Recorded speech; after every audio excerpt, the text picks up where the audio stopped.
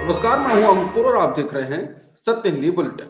एक नजर डाल लेते हैं अब तक की खबरों पर। दिल्ली महिला आयोग ने कुश्ती महासंघ प्रमुख और बीजेपी सांसद ब्रजभूषण शरण सिंह पर यौन उत्पीड़न के गंभीर आरोपों के लगने के बाद उनकी गिरफ्तारी की मांग की है।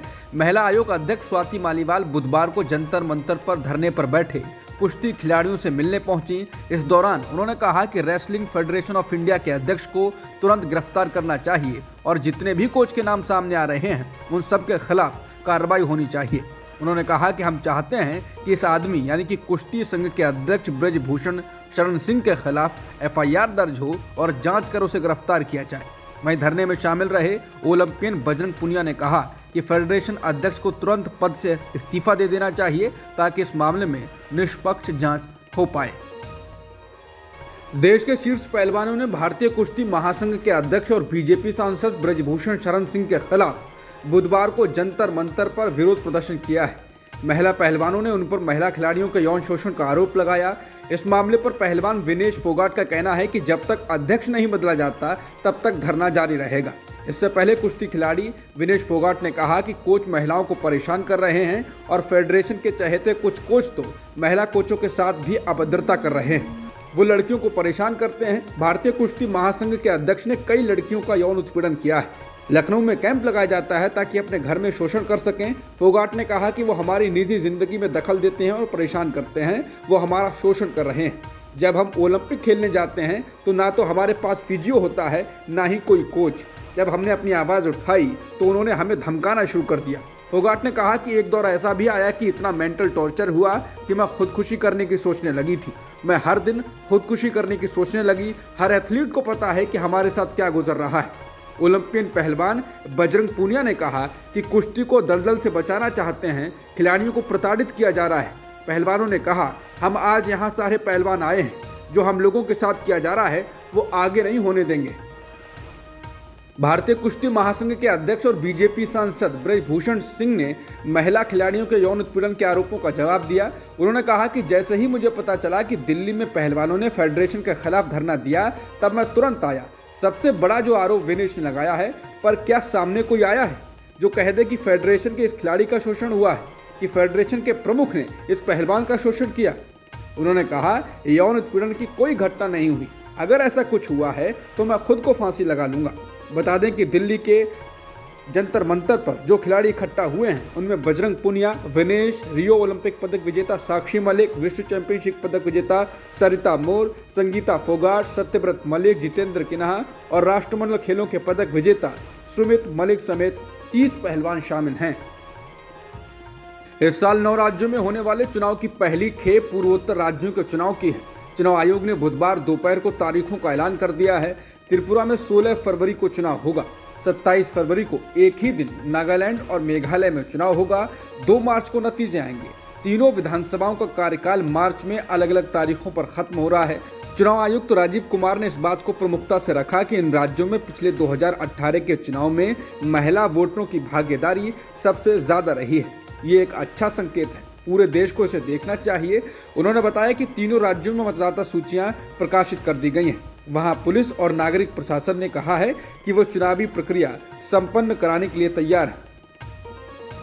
त्रिपुरा में चुनाव की तारीख के ऐलान के बाद बीजेपी और कांग्रेस समर्थकों में झड़प हो गई। त्रिपुरा के मजलिसपुर में समर्थकों के बीच हुई झड़प में कई लोग घायल भी हो गए।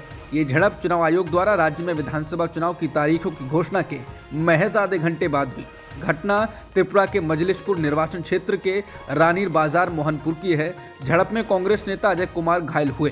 कांग्रेस विधायक सुदीप राय बर्मन का दावा है कि पार्टी के कई घायल कार्यकर्ता अब भी रानीर बाजार पुलिस थाने में हैं।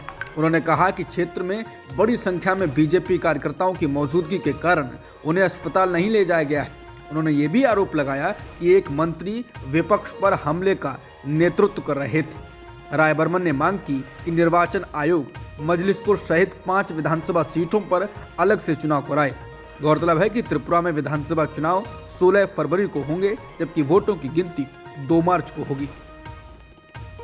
इंडिगो के विमान में आपातकालीन निकास द्वार खोलने वाले शख्स बीजेपी सांसद ही थे। ये बात पहली बार सरकारी तौर पर मान ली गई। खुद नागरिक उड्डयन मंत्री ज्योतिरादित्य सिंधिया के ताजा बयान से ये साफ हुआ। सिंधिया ने बुधवार को कहा कि तेजस्वी सूर्या ने गलती से इंडिगो विमान का आपातकालीन निकास द्वार खोल दिया और वो पहले ही माफी मांग चुके हैं। बता दें, अब तक एयरलाइन ने भी उनके नाम का खुलासा नहीं किया था और प्रत्यक्षदर्शियों ने ही मीडिया के सामने बयान दिया था। कांग्रेस सहित विपक्षी दल बीजेपी सांसद तेजस्वी सूर्या पर हमलावर हैं। इस बीच ही अब नागरिक उड्डयन मंत्री सिंधिया की सफाई आई। एनडीटीवी की रिपोर्ट के अनुसार सिंधिया ने संवाददाताओं से कहा, तथ्यों को देखें, दरवाजा गलती से खुल गया, सभी जांच की गई और उसके बाद ही विमान को उड़ने भर की अनुमति दी गई और उन्होंने खुद इसके लिए खेद भी व्यक्त किया। बता दें, इंडिगो के बयान में भी मंगलवार को कहा गया था कि यात्री ने तुरंत माफी मांगी। घटना पिछले महीने 10 दिसंबर की है। रिपोर्ट आई थी कि एक यात्री ने उड़ान से पहले विमान का इमरजेंसी एग्जिट गेट खोल दिया। इस वजह से विमान के उड़ने में करीब 2 घंटे की देरी हुई। फिल्मों पर अनावश्यक टिप्पणियों को लेकर पीएम मोदी की नसीहत के बाद अक्सर फिल्मों पर बयान देने वाले और मध्य प्रदेश के गृह मंत्री नरोत्तम मिश्रा ने प्रतिक्रिया दी।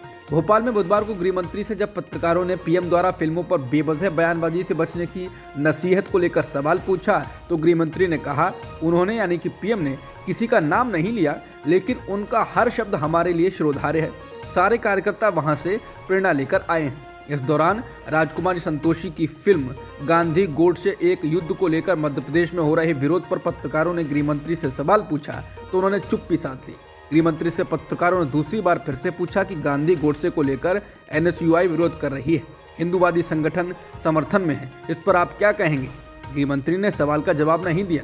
बता दें कि बीजेपी राष्ट्रीय कार्यकारिणी की बैठक में प्रधानमंत्री मोदी ने बिना नाम लिए फिल्मी मामलों से नेताओं को दूर रहने की नसीहत दी। उन्होंने कहा था कि एक नेता हैं जो फिल्मों पर बयान देते रहते हैं, उनके बयान टीवी पर चलते रहते हैं, उन्हें लगता है वो नेता बन रहे हैं। पार्टी अध्यक्ष जेपी नड्डा ने भी उन्हें फोन किया, लेकिन वो मानते नहीं हैं। क्या जरूरत है हर फिल्म पर बयान देने की? आज तेलंगाना के मुख्यमंत्री केसीआर की रैली में गैर बीजेपी और गैर कांग्रेसी 3 मुख्यमंत्रियों के अलावा अखिलेश यादव और डी राजा ने हिस्सा लिया। गैर कांग्रेसी मोर्चे के लिए ये महत्वपूर्ण कदम माना जा रहा है। तेलंगाना के खम्मम में हुई रैली में दिल्ली के मुख्यमंत्री अरविंद केजरीवाल, पंजाब के मुख्यमंत्री भगवंत मान और केरल के मुख्यमंत्री पिनराई विजयन शामिल हुए। इसके अलावा देश के सबसे बड़े प्रदेश उत्तर प्रदेश के पूर्व मुख्यमंत्री और समाजवादी पार्टी के अध्यक्ष अखिलेश यादव और भारतीय कम्युनिस्ट पार्टी के महासचिव डी राजा भी इस रैली में शामिल हुए।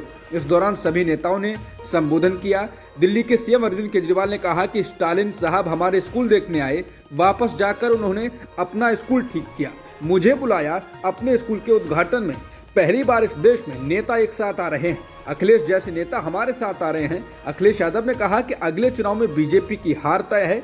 उन्होंने कहा कि फांसीवादी रवैये पर सवाल उठाने वाले नेताओं को परेशान करना केंद्र की आदत बन गई है। इसके अलावा बाकी नेताओं ने भी बीजेपी पर हमला बोला। इलाहाबाद हाईकोर्ट की लखनऊ बेंच ने यूपी में जाति आधारित रैलियों पर पूरी तरह से रोक लगाने की याचिका पर मुख्य चुनाव आयुक्त केंद्र और यूपी सरकार को 4 हफ्ते में अपना जवाबी हलफनामा दायर करने का निर्देश दिया। पीटीआई की खबर के मुताबिक बेंच ने याचिकाकर्ताओं को भी जवाबी हलफनामा दायर करने के लिए 2 हफ्ते का समय दिया है। अदालत ने अगली सुनवाई के लिए मामले को 6 सप्ताह के बाद लिस्ट करने का निर्देश दिया। जस्टिस रमेश सिन्हा और जस्टिस सुभाष विद्यार्थी की खंडपीठ ने मोतीलाल यादव द्वारा 2013 में दायर एक पीआईएल पर मंगलवार को यह आदेश पारित किया।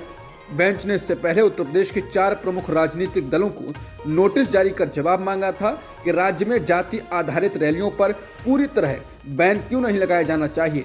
बेंच ने मुख्य चुनाव आयुक्त से भी ये भी पूछा था कि चुनाव आयोग को ऐसी रैलियां करने वालों के खिलाफ कार्रवाई क्यों नहीं करनी चाहिए। भारत जोड़ो यात्रा इस वक्त पंजाब में चल रही है और इसी दौरान कांग्रेस को झटका लगा है। पंजाब कांग्रेस के नेता मनप्रीत सिंह बादल ने आज बीजेपी का दामन थाम लिया। वो केंद्रीय मंत्री पीयूष गोयल की मौजूदगी में भाजपा में शामिल हुए। बता दें, मनप्रीत सिंह बादल पंजाब की कांग्रेस सरकार में वित्त मंत्री भी रह चुके हैं। उन्होंने आज ही कांग्रेस की प्राथमिक सदस्यता से इस्तीफा दिया। मनप्रीत बादल ने अपने इस्तीफे की वजह पार्टी के आंतरिक गुटबाजी को बताया। मनप्रीत सिंह बादल पंजाब के 5 बार के मुख्यमंत्री और अकाली दल के संरक्षक प्रकाश सिंह बादल के भतीजे हैं। उन्होंने प्रकाश सिंह बादल की सरकार में वित्त मंत्री के रूप में भी काम किया है। कठुआ गैंगरेप केस जम्मू कश्मीर में भारत जोड़ो यात्रा पर भारी पड़ रहा है। इस बहुचर्चित गैंगरेप केस के आरोपियों का समर्थन करने वाले लोगों को कांग्रेस में शामिल किए जाने के मुद्दे पर मतभेद पैदा हो गए हैं। भारत जोड़ो यात्रा जबकि जम्मू कश्मीर पहुंचने वाली है, उससे पहले कांग्रेस प्रवक्ता दीपिका पुष्कर नाथ ने पार्टी से इस्तीफा दे दिया है। कांग्रेस के लिए ये बड़ा झटका है क्योंकि दीपिका तमाम मंचों पर भारत जोड़ो यात्रा का प्रचार प्रसार करने में जुटी हुई थी। पूर्व मंत्री लाल सिंह को राहुल गांधी के नेतृत्व वाली भारत जोड़ो यात्रा में शामिल होने की अनुमति देने को उन्होंने अपने इस्तीफे की वजह बताया। दीपिका पुष्कर नाथ ने कहा वो वैचारिक आधार पर पार्टी छोड़ रही हैं क्योंकि लाल सिंह 8 साल की खानाबदोश लड़की के बलात्कारियों का बेशर्मी से बचाव कर रहे थे। उन्हीं की वजह से 2018 के कठुआ गैंगरेप केस में आरोपियों को फायदा मिला था। बता दें, लाल सिंह 2 बार सांसद और 3 बार विधायक बने, लेकिन 2014 में कांग्रेस छोड़कर बीजेपी में चले गए थे। फिर जब जम्मू कश्मीर में महबूबा मुफ्ती की पीडीपी और बीजेपी की सरकार बनी तो लाल सिंह उसमें मंत्री बने। लेकिन जून 2018 में जब बीजेपी ने पीडीपी से गठबंधन तोड़ दिया तो महबूबा मुफ्ती की सरकार गिर गई थी, लेकिन मंत्री रहते हुए ही लाल सिंह को उस समय इस्तीफा देना पड़ा जब उन्होंने जनवरी 2018 में कठुआ गैंगरेप केस के आरोपी के समर्थन में रैली में भाग लिया था। तमिलनाडु के राज्यपाल आर.एन. रवि ने अब प्रदेश का नाम बदलने की सलाह दिए जाने को लेकर छिड़े विवाद पर सफाई दी। उन्होंने कहा कि उन्होंने तमिलनाडु का नाम बदलने का सुझाव कभी दिया ही नहीं और सिर्फ ऐतिहासिक परिप्रेक्ष्य में तमिजिगम शब्द का इस्तेमाल किया था। गौरतलब है कि राज्यपाल के बयान का कड़ा विरोध करते हुए सत्तारूढ़ द्रविड़ मुनेत्र कड़गम यानी डीएमके ने उनके इस्तीफे की मांग की थी।